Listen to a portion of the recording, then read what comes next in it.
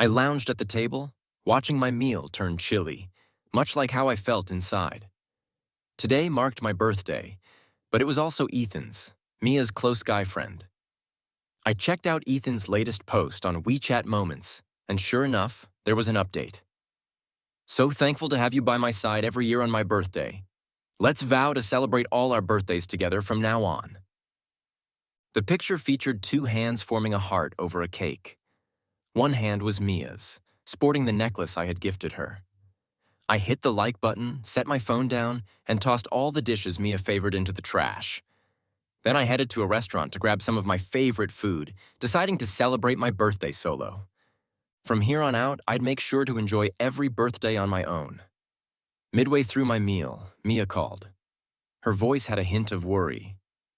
"Alex, you saw Ethan's post, right?" I responded. "Yeah, I saw it. I'll swing by after his birthday bash. Next year, I'll be with you. Let's grow up. No more freaking out." In the past, I might have lost it and sparked a huge fight, but not anymore. I stayed calm in my reply. "All right." The next morning, just after 7 a.m., my phone rang. It ended after 3 rings, but I saw it was Mia. She used to be too lazy to use her key, so she'd always call, let it ring 3 times, then hang up. No matter what I was doing, I'd rush to let her in. Not today, though. I shoved the phone aside and pulled the covers over my head, heading back to sleep. She knew the spare key was under the shoe rack by the door.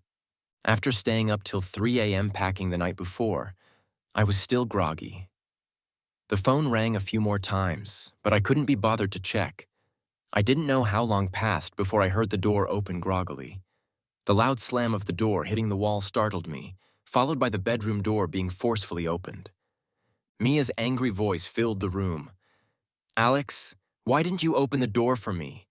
I called you so many times. You know I hate using the key." I opened my eyes and looked at her without any emotion, too tired to care.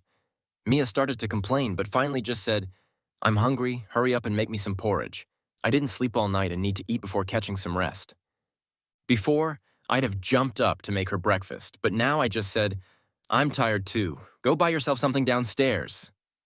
Mia was furious but held it in. "Are you still pissed about me not being there for your birthday yesterday?" I shook my head. "No, you're overthinking it." She didn't buy it and kept pushing. "Ethan's like a brother to me. His folks died young. If I don't celebrate his birthday, who will?" Mia persisted. "Don't be so petty. If you keep acting like this, I'm seriously gonna lose it." "Yeah, you should be there for him. I'm not upset." Unable to fall back asleep, I got up and headed to the bathroom. Mia grabbed my hand and reluctantly pulled a red string bracelet from her pocket. "Here, stop being mad. This is your birthday gift. It's your zodiac year, so I remembered to get this for you."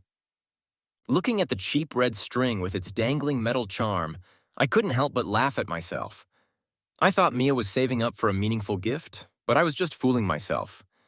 I shook my wrist where I had just put on a watch my mom sent me a few days ago. "Thanks, but I already have a watch. It's inconvenient to wear this. You keep it for yourself." Mia snapped. "You say you're not mad, but now you're rejecting my gift. I mean, you used to love whatever I gave you. Now you're being picky." Mia didn't earn much, and her birthday gifts were always cheap, just a few bucks or sometimes nothing. But I never minded. Every year, I went out of my way to prepare something special for her. Just a week ago, I gave her a gold necklace. I was exhausted, too tired to argue anymore. I took the red string and pocketed it. "Thanks." I changed clothes and headed out. Mia called after me urgently. "Where are you going?" "To play basketball with friends." Ever since I started dating Mia, all my free time outside of work was hers. Shopping, entertaining, taking care of her. I never had time for myself. Not anymore. From now on, I'd live for me. After an awesome basketball game with my buddies, we chilled on the benches sipping water. One of them teased me, half joking. "We thought you ditched us for good after getting a girl. We were about to stop inviting you all together." I quickly apologized and promised, "Sorry guys, won't happen again. Hit me up anytime. Now let's hit the internet cafe for some games." Since dating Mia, I couldn't fit into her friend group and drifted away from my own, all for her. I revolved around her, putting her first in everything. Looking back, it feels so dumb. By the time I got home, it was almost midnight. When I opened the bedroom door, I saw Mia sitting on the bed, frowning. "Alex, why are you so late?" "I had to order takeout for both lunch and dinner, and it was awful," she complained. I grabbed a change of clothes from the wardrobe. "I ate out at a restaurant today, too. The food was pretty good." "Just as good as home cooking." Mia's eyes widened in shock. "You used to say you'd cook for me every day so I wouldn't have to eat takeout because it wasn't clean." I was wrong. In this world, if you can't cook, you gotta get used to takeout. Anger flashed in her eyes. "You still say you're not mad. You didn't call or text me all day and didn't come home to cook for me." I replied flatly, "I'm not mad, I was just out with friends. My phone died, so I didn't call." Seeing my indifference, Mia threw off the blanket, stormed out of bed, and grabbed me as I was about to leave. Her voice turned sharp. "Can't you just be more open-minded? I've already told you Ethan and I are just like siblings. What's your problem?" "Alex, my patience has its limits." I pulled my hand free. "I'm really not upset, I'm just tired. I'll sleep in the guest room tonight." With that, I took my clothes to the bathroom for a shower. Mia shouted from the bedroom, but I ignored her. For the first time in a long while, I slept soundly that night. Mia tossed and turned in her sleep, kicking the covers several times. When we used to sleep next to each other, I'd wake up repeatedly to tuck her back in. The next morning, Mia was sitting in the living room, arms crossed, looking stormy. I knew she was waiting for me to apologize and cheer her up. In the past, whenever she was upset, I'd grovel for forgiveness, even when I didn't think I'd done anything wrong. She would lay out a list of demands I had to meet before she'd begrudgingly forgive me. This routine had gone on for years, and I was tired of it. I ignored her, got ready, and left the house. I had something important to do today. I handed in my resignation at work. My manager was shocked and tried to convince me to stay, but I was set on leaving. I'd taken the job to be with Mia and look after her, but that was no longer necessary. Last night, I video called my parents, telling them I planned to quit and move back home. I saw the tears of joy in my mom's eyes. My dad's health had been declining, and running a small grocery store alone was getting too tough for him. Even though I was moving back home, it wasn't exactly a remote place. It was a coastal city, a small but lively third-tier city. Mia was from the northern province and loved spicy food. She always refused to visit my hometown, saying she couldn't handle the cuisine. That's why I left my parents to come here and find a job near her. That evening, I invited my friends out for dinner and shared my plans. They agreed it was the right move. My parents' health was more important. After a few rounds of drinks, someone asked, "What about Mia? Is she willing to move back with you?" I fell silent for a moment before letting out a bitter laugh. "No, I think we're breaking up. I used to think I could build a home here with Mia and eventually bring my parents to live with us. But now that home was gone. I was returning to the one place I'd always be welcome, the home where my parents were."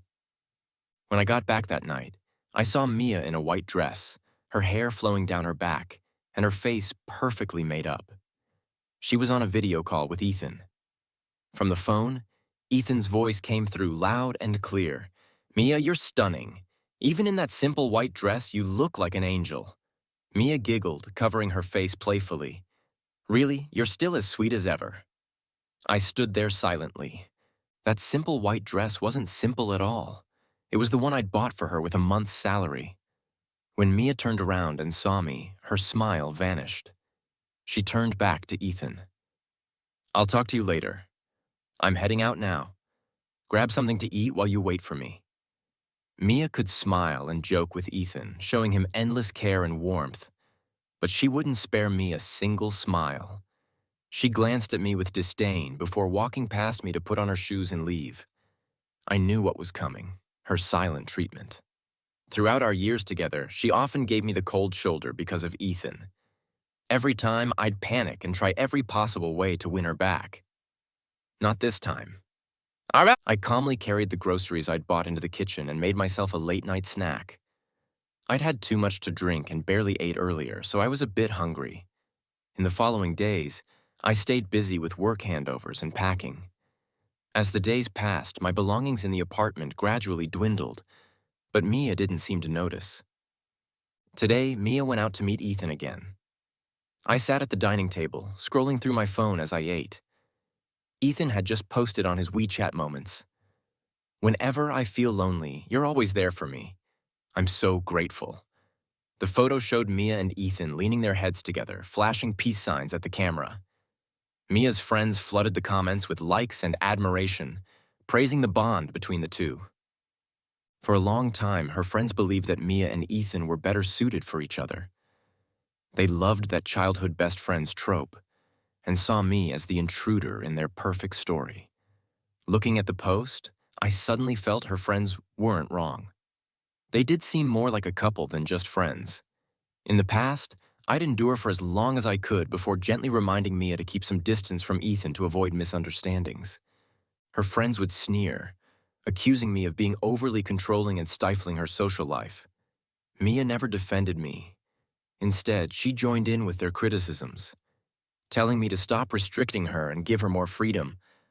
"On this post," Mia commented, "and you're always there for me too." I closed WeChat with a calm heart and got up to clean the table. Thunder rumbled outside. A storm was brewing. I stepped onto the balcony to bring in the clothes just as bean-sized raindrops started hitting the windows. In the past, rainy days would send me into a frenzy, calling Mia to ask where she was so I could bring her an umbrella. I couldn't stand the thought of her getting even a little wet, but she and her friends mocked me for acting like a nagging mom, worrying too much and ruining their fun. This time, I took an early shower, lay down on my bed, and scrolled through short videos until I fell asleep without realizing it. The loud slam of my bedroom door being pushed open woke me up. Mia stood there furious. "Ethan's not home yet, and you're not worried at all. If it were my friends' boyfriends, they'd be blowing up their phones, asking where they are, or going out to pick them up with an umbrella, and you." I was taken aback, not understanding why she was so mad. I remembered a similar rainy evening when she had been out with Ethan. I had called her several times to ask where she was and when she'd be back so I could pick her up. She'd been furious, saying I was worrying for no reason and that Ethan would bring her home. She accused me of not tolerating her time with Ethan, using excuses to make her come home earlier. She said my controlling behavior was suffocating her.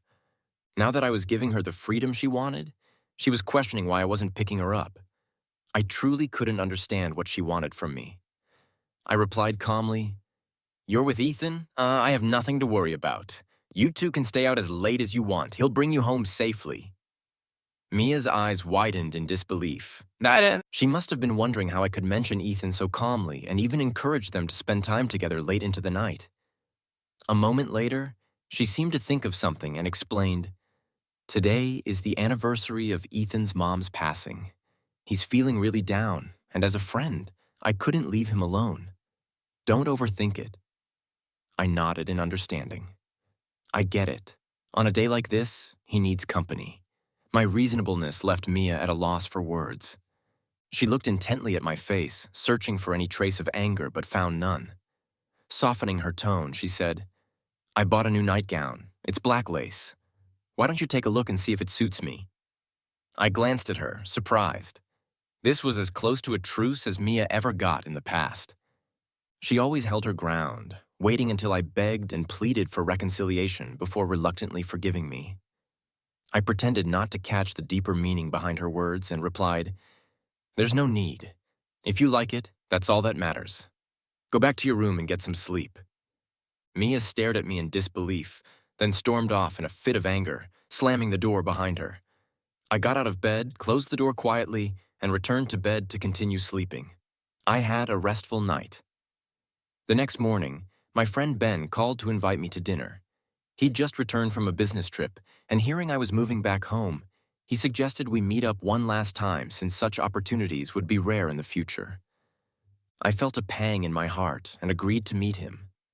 Just before hanging up, he added, "By the way, bring Mia along. I won't call her again." It made sense. Ben wasn't just my friend.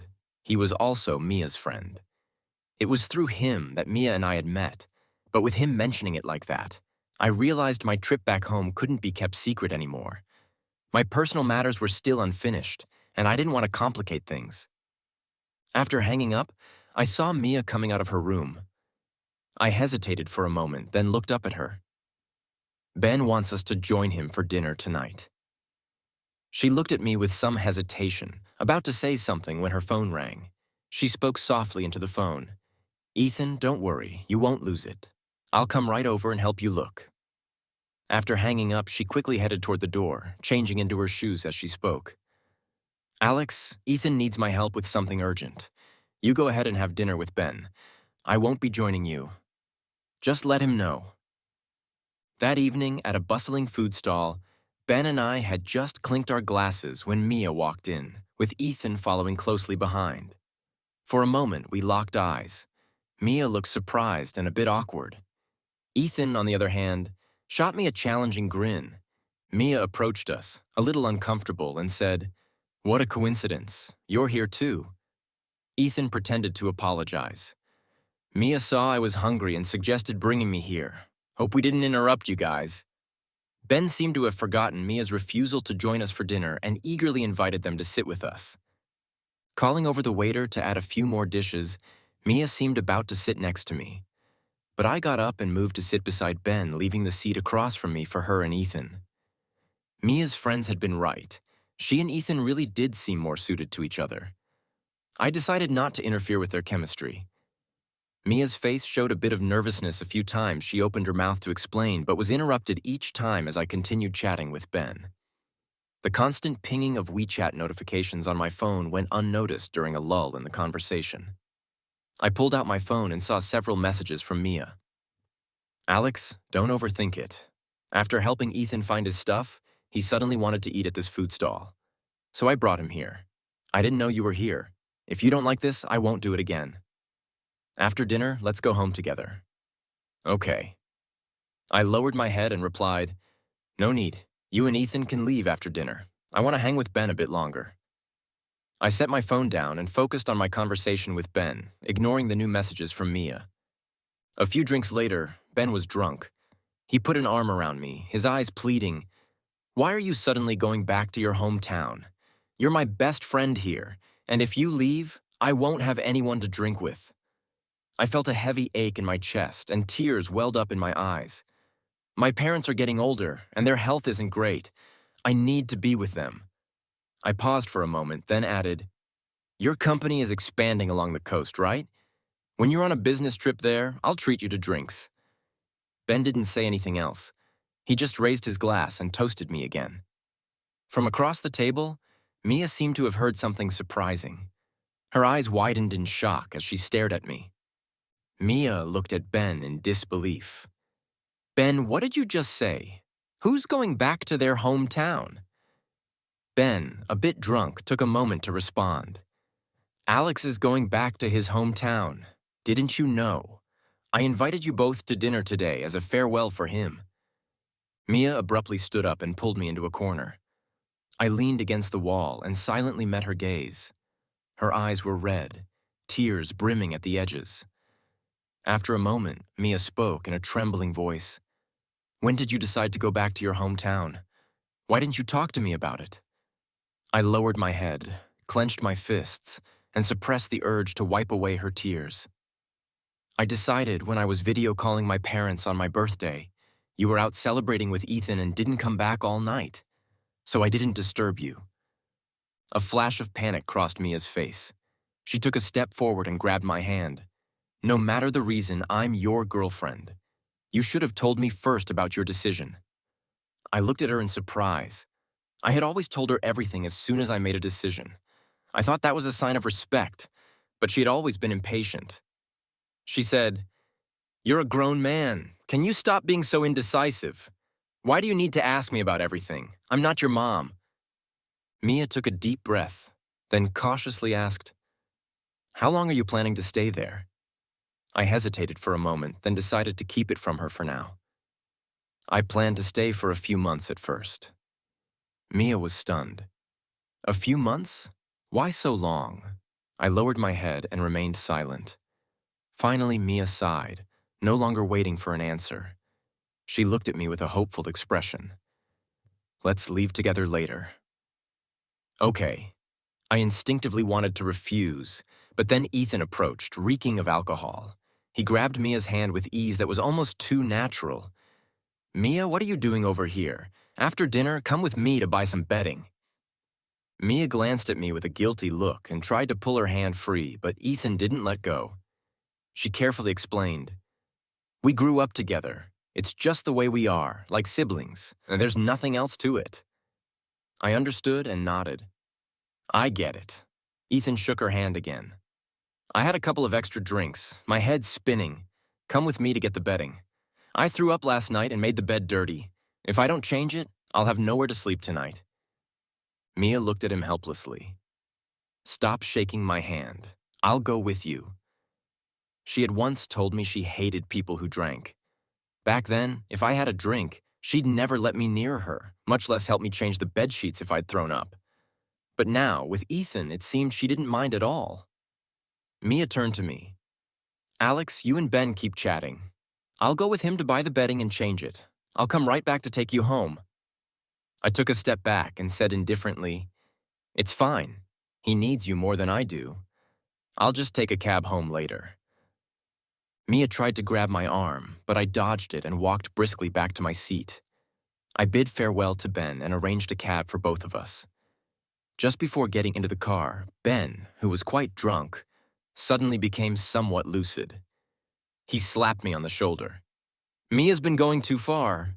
Her relationship with Ethan must have hurt you. Ah, sorry, man. I shouldn't have introduced you too. My throat tightened, and I couldn't stop a few tears from falling. I quickly turned my head to hide them. All these years, Mia had left me countless times for Ethan, and I thought I had grown used to it. But Ben's words instantly shattered the facade I had built so carefully. Turns out I was still in pain. I used to have so many good memories with Mia, but over time, with the increasing number of arguments triggered by Ethan, those memories had faded. I composed myself and smiled at Ben. It's not your fault. Ben replied, It's not yours either. Try to move on. I nodded, helped him into the car, and watched him drive away, just like how my past with Mia was slowly fading as soon as I got home. Mia called me. Alex, Ethan isn't feeling well tonight, so I won't be coming. I need to stay and take care of him. This was the first time Mia had informed me about not coming home. In the past, whenever I asked who she was with or when she'd be back, she'd get angry and accuse me of trying to control her. I always had to coax her for a long time before she'd calm down. This time, I didn't ask any more questions. I simply replied softly, Okay. Mia explained further. His stomach's not good. If I don't take care of him, he might end up in the hospital. Don't overthink it. I'll be back first thing tomorrow morning. I responded again, just as calmly. Okay. Mia seemed like she wanted to say more, but then Ethan called her name in the background. She quickly dropped the phone's last words. Don't think too much about it. Once his stomach feels better, I'll be right back. Then she abruptly hung up. I couldn't help but let out a quiet laugh as I looked at my phone. I had been drinking a bit more than usual with Ben tonight, and now I was feeling dizzy and nauseous. I went to the bathroom and threw up several times before I started to feel a little better, but my stomach still hurt. It was only then that I remembered my own stomach wasn't in the best condition either. I had been drinking too quickly and hadn't eaten anything to line my stomach beforehand. I forced myself to find some stomach medicine but couldn't wait for the water to boil, so I just swallowed the pills with cold water and lay down in bed. That night, I tossed and turned, unable to sleep. By dawn, I finally managed to rest for a little while. The next day, Mia didn't return until the afternoon. When she walked in, I was cleaning the house, which had gotten a bit messy from a few days of neglect. Mia, let me help you. I looked at her curiously and shook my head. It's fine, I'm almost done. Since we got together, I'd always been the one taking care of the housework. She never did anything. Mia put her hand down and looked at me, almost nervously. Ethan's stomach's been bothering him again. He doesn't take care of himself, so he keeps getting sick. I stayed up with him last night to take care of him. I'm exhausted. I nodded in sympathy. That sounds really tough. Mia seemed a bit awkward, probably not expecting me to be so calm. After a while, she hesitantly asked, Alex, I've been thinking, what if I go with you to your hometown? I was surprised by her suggestion. In the past, whenever I mentioned wanting her to come with me to my hometown during a long holiday, she always refused firmly. She'd complain about the long train ride, say she'd get motion sickness on a plane, or cite unfamiliar food and language barriers as excuses. There was always some reason to avoid it. If this were before, I'd have happily jumped up to help her pack, booking flights, and making all the arrangements. But now I simply replied indifferently, no need, you have work to do. My trip isn't certain, so don't trouble yourself. Mia's smile froze for a moment, and she awkwardly said, then I'll just wait for you at home. I didn't respond. Mia then asked, it's my best friend's birthday tonight. Why don't you come with me?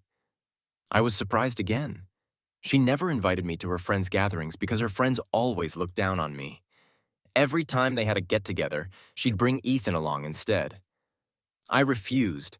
No, they won't be happy if I show up. A flicker of discomfort flashed across Mia's face. Why not? You're my girlfriend. They won't mind. I looked at her quietly until she lowered her head, feeling guilty. I remembered a time when one of her friends had mocked me for not measuring up to Ethan. I had been helpless and asked Mia for support. She had brushed it off and said, you're not as good as Ethan, but since you're my boyfriend, you need to figure out how to handle my friends on your own. Don't expect me to do everything for you. But the truth was, her friend's attitude toward me depended entirely on her. If she had respected me, they wouldn't have dared to treat me that way. I packed the trash and prepared to take it downstairs. I'm busy tonight. Ask Ethan to go with you. Mia looked at me in disbelief, as if she couldn't imagine I'd refuse her and ask her to take Ethan instead. She grabbed my arm, looking nervous. Where are you going tonight? Let me go with you. I explained. I've finished my work handover, so I don't need to go to the office tomorrow. I'm planning to have dinner with a few colleagues I'm closer to, just to say goodbye. It'd be better if you go to your best friend's birthday party. After hearing that, Mia didn't insist on staying with me. Instead, she asked tentatively, if you're not going, should I really call Ethan? I smiled and nodded. Go ahead. Mia scrutinized my face, clearly looking for signs of jealousy, but she was bound to be disappointed. Don't you feel even a little bit jealous? She couldn't help but ask. I found it strange. Wasn't she the one who hated it when I showed jealousy? Now that I wasn't jealous just as she had wanted, she seemed uncomfortable with it. What's there to be jealous about? You've said before that you two are like siblings. Besides, he's closer to your best friend, so it's only natural that you'd go with him. Right. Mia opened her mouth as if to say something, but in the end, she didn't. Instead, she just reminded me. Come back early, and if you're drinking, call me. I'll come pick you up. I thought for a moment and then nodded. I'd definitely be drinking that night. And it was nice of her to offer to pick me up. It would save me the trouble of taking a taxi. After dinner, I called Mia. The music on the other end was loud, and it sounded like there were a lot of people laughing and talking. I hesitated before speaking. I'm done here. Is your party still going on? Maybe I should just take a taxi home. Mia quickly stopped me. No, I said I'd pick you up. Wait for me for a bit. I'll tell them I'm leaving. Just then, I heard someone shout for Mia from the other side. Mia, hurry up and take Ethan home. He's drunk, lying on the floor, and won't let anyone touch him. He keeps shouting for you. Hurry up. Mia hesitated and asked, Alex, do you mind waiting a bit longer? I forced a smile and, trying to be understanding, said, It's fine. Go ahead and take him home. Mia quickly explained, Alex, don't worry. Once I drop him home, I'll just take a taxi myself. There's nothing going on. Mia, don't worry. You go ahead. I'll get a taxi. After hanging up, I called for a cab and headed home. After washing up, I lay in bed. Then my phone rang. It was Mia calling. I picked up, but before I could say anything, I heard Ethan whining on the other end. Mia, don't leave. My stomach hurts. Can you rub it for me? Mia's voice sounded helpless. Ethan, stop messing around. I have to go back. Alex is still waiting for me at home. Let him wait. It's not like he's never waited before. Mia, my stomach really hurts. Can you bear to let me suffer like this? Mia sighed. I really can't deal with you. Can you rub it a bit longer? I listened, expressionless, then hung up the phone, which was probably a misdial. I watched a few videos on my phone, then turned it off and went to sleep. Mia didn't come back that night. It was almost noon the next day when she finally returned home. She changed her shoes and walked up to me, explaining. After I took Ethan home last night, his stomach problems flared up again. I took care of him until late, so I didn't come back. I ended up sleeping on his sofa for the night. I responded with an uninterested and continued looking at my phone. She came over and tried to take my hand, but I pulled away. Mia couldn't take it anymore. Her emotions flared, and she said, Alex, I really can't stand your indifferent attitude anymore. Can we sit down and talk about this? Isn't this fine? I was confused. I didn't interfere with her life, which was exactly what she had always wanted, wasn't it? Why was she upset now? It seemed like Mia found the answer herself. Is this because of Ethan? I fell silent. She gritted her teeth. If you don't like me being in touch with him, I'll cut ties with him. Just please, can you stop acting like this? Mia looked at me with pleading eyes, her expression full of hope. In the past, no matter how much I argued, she wouldn't sever ties with Ethan. But now, she was so easily willing to say it. What I'd been hoping for over the years was about to be fulfilled. Yet my heart felt as still as water. I said indifferently, no need. It's your right to be friends with anyone. I have no right to interfere. Mia's expression became anxious. Alex, do you not believe I'll really cut ties with Ethan? I'll call him right now. With that, Mia pulled out her phone, dialed Ethan's number, and put it on the speaker. Soon, Ethan answered the phone. Mia, are you home? Already missing me after just getting back?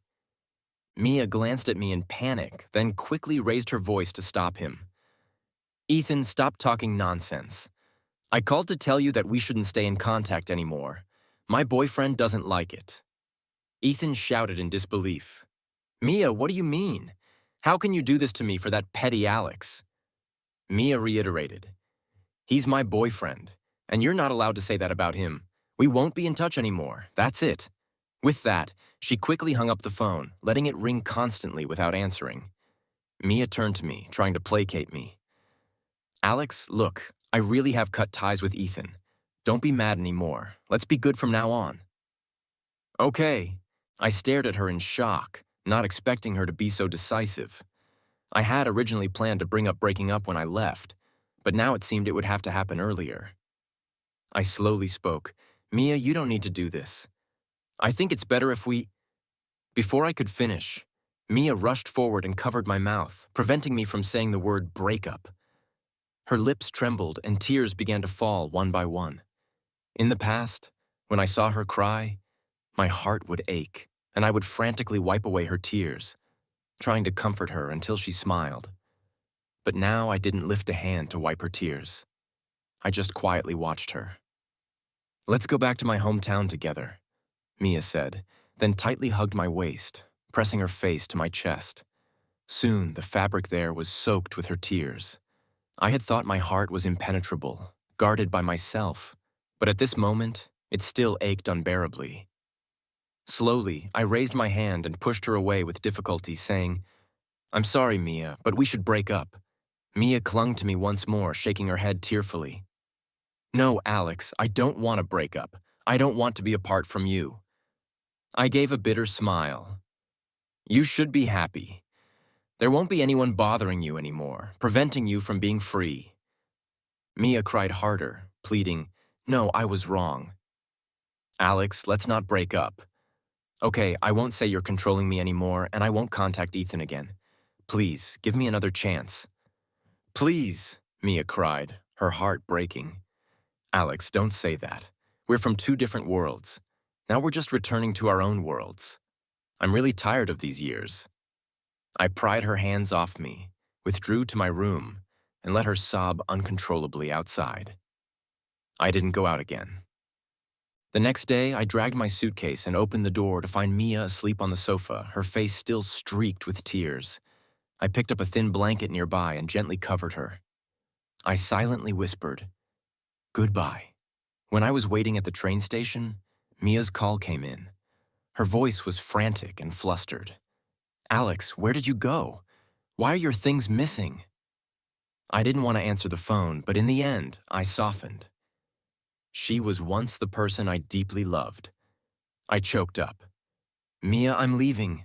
I wish you all the best from now on." Mia cried, shouting, "Alex, how can I be okay if you leave? Where are you going? Don't leave. Wait for me to come with you. Take care." I said this and hung up the phone. The phone kept ringing, but I didn't answer. Then messages started coming in. "Are you at the train station? I'm coming over now. Wait for me." "I've arrived. Where are you?" I didn't reply, dragging my suitcase to the line to board the train. As I stepped through the entrance, I heard a piercing cry from behind the crowd. "Alex?" I froze for a moment, then continued walking forward. A few days later, I was at the supermarket near my house, checking out the goods. I heard a trembling voice, filled with sobs, from behind. "Alex?" I stopped and slowly turned around. It was Mia. She had lost weight, looking much more haggard than before. "You weren't just coming back for a few months." "Right." I nodded gently. "Yeah, I'm not coming back." Mia's eyes turned red as she choked out, "Why did you lie to me?" I smiled bitterly.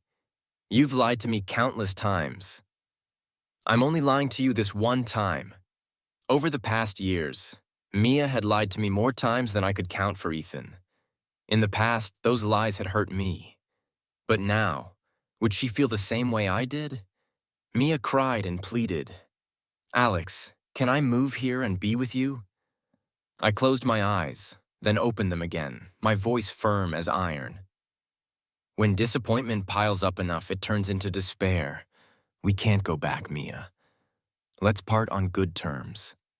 I watched Mia's lonely, desolate figure fade away, just like the memories in my mind, gradually fading until they disappeared. From now on, she and I would continue on in our own worlds, never to be part of each other's lives again.